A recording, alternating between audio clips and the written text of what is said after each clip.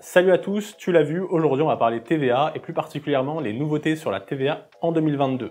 Si tu me connais pas, je suis Émile OS, juriste et e-commerçant. Sur cette chaîne, on parle business en ligne, droit et plus particulièrement le droit qui entoure l'activité des web entrepreneurs. Donc n'hésite pas à t'abonner, je partage souvent des nouveautés et astuces pour t'aider à sécuriser et optimiser légalement ton business. Nouvelle année, nouvelle résolution, nouveaux projets et nouvelles lois. Mais vous inquiétez pas, pour le droit, je suis là. En parlant de TVA, petit rappel, je propose une formation sur la TVA en e-commerce. Il y a également une formation qui va sortir bientôt sur l'expatriation. La sortie est imminente. Et bien sûr, si tu veux aller plus loin et tu as besoin d'aide, je propose aussi des coachings. Aujourd'hui, je vais t'expliquer du coup les changements concernant la TVA en 2022. Bien entendu, je parlerai des auto-entrepreneurs et de l'IOSS.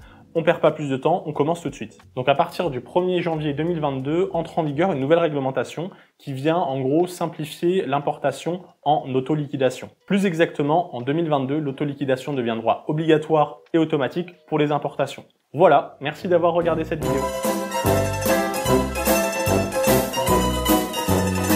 Non, plus sérieusement, je vais vous expliquer ça en détail. Et on va commencer par expliquer ce qu'est l'autoliquidation. Donc si on prend une définition, le mécanisme d'autoliquidation de TVA consiste à inverser le redevable de la TVA. En principe, la TVA est facturée par le prestataire de service ou le vendeur qui la collecte et la reverse au trésor public. L'autoliquidation de TVA consiste pour le vendeur ou le prestataire à facturer hors taxe le client ayant la charge à payer la TVA aux impôts. Alors je sais que tu as tout compris, mais je vais quand même faire un petit dessin pour t'expliquer plus en détail. Donc imaginons que ça c'est toi, tu es en France et tu aimerais importer des stocks en France depuis la Chine. Donc tu demandes à ton fournisseur de t'envoyer tes stocks, donc il te les envoie, et la valeur de tes stocks est d'environ 1000 €. Donc la marchandise est de 1000 €. Là, du coup, pour l'importation, tu devras payer bien sûr les frais de douane, mais tu devras aussi payer 20% de TVA, ce qui fait à peu près 200 €. Donc 200 € ensuite, ton fournisseur, lui, devra reverser ces 200 € à l'administration fiscale. Et puis toi, comme tu es un professionnel et que tu es inscrit à la TVA, tu demanderas à l'administration fiscale de te rendre ces 200 €. Donc ça, c'est une importation classique. Donc du coup, là, vous voyez, ça peut être assez compliqué. Il faut donner les 200, ensuite les récupérer, bref. Et du coup, ce qu'on peut faire, c'est de l'autoliquidation. L'autoliquidation, c'est quoi? En gros, ça, c'est vous, vous êtes professionnel, vous êtes inscrit à la TVA, et vous allez voir l'administration fiscale, vous lui dites, voilà, je suis un pro, et est-ce que je peux faire de l'autoliquidation? Du coup, l'administration fiscale te dit, ok, mais il faut respecter 4 conditions. Premièrement, il faut avoir fait 4 importations durant l'année.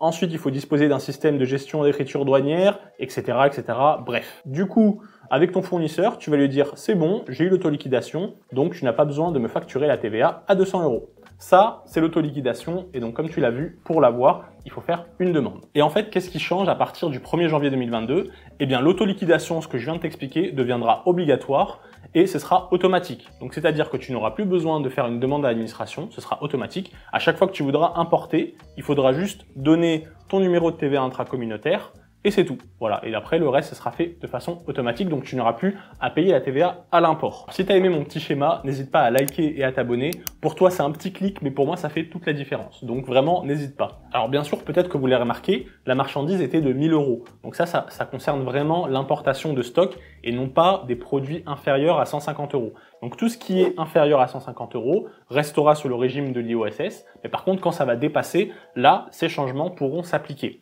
Ensuite pour les auto-entrepreneurs, s'il y a des auto-entrepreneurs qui font juste du dropshipping, là il n'y aura pas de modification, vous importez vos colis un par un, ils sont moins de 150 €, vous payez la TVA, donc rien de nouveau. Par contre si vous voulez faire du stock, là il faudra faire l'importation, vous êtes sous la franchise, vous pourrez garder votre franchise, mais il faudra faire une déclaration.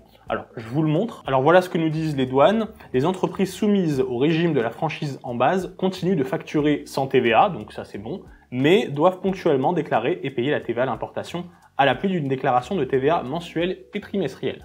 Donc au final, vous voyez, il n'y a pas beaucoup de choses qui changent. Ça va surtout concerner les personnes qui veulent importer du stock.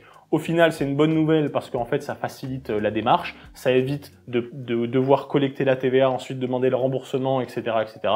Donc au final, c'est une bonne nouvelle. Alors bien sûr, si tu veux aller plus loin parce que tu as une situation un petit peu plus complexe et que tu as besoin d'aide, je propose bien sûr des coachings. En attendant, j'espère que cette vidéo t'a été utile, que tu l'as bien comprise. N'hésite pas à t'abonner, à liker, à commenter, comme d'habitude. Ça permet d'aider la chaîne. Et sur ce, je vous souhaite un bon business à tous pour 2022, de bons projets et on se revoit dans une prochaine vidéo. Salut!